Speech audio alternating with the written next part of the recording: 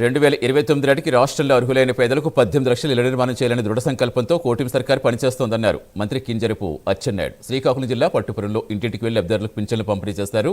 1,63,00,000 వ్యయంతో అభివృద్ధి పనులకు శంకుస్థాపన ప్రారంభోత్సవం చేశారు. 2014-19 కాలంలో పేదలకు నిర్మించుకున్న ఇళ్లకు త్వరలో బిల్లులు మంజూరు చేస్తామని చెప్పారు.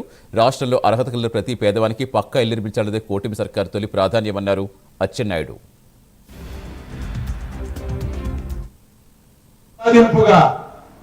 కరెంటు బిల్లు వచ్చిందని, కారు ఉందని, భూమి ఉందని, తెలుగుదేశం వాడని చాలా మంది పింఛన్లు తీశారు.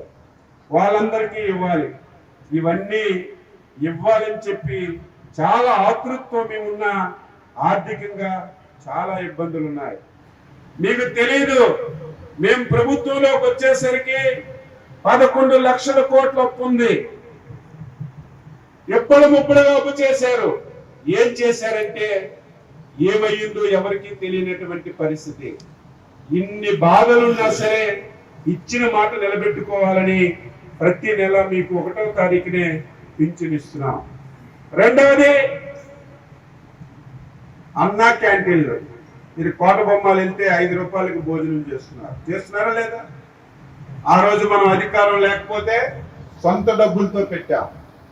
ఈరోజు అధికారంలోకి వచ్చాం కాబట్టి ప్రభుత్వ కార్యక్రమం కింద రేపు ఎవరు కూడా దీన్ని ఎత్తడానికి వీలు లేకుండా బ్రహ్మాండమైనటువంటి భవనం కట్టి మీరు కోట బొమ్మలు వెళ్తే ఉదయం 5 రూపాయలకే టిఫిను, మధ్యాహ్నం 5 రూపాయలకే భోజనం బ్రహ్మాండంగా తింటున్నారు.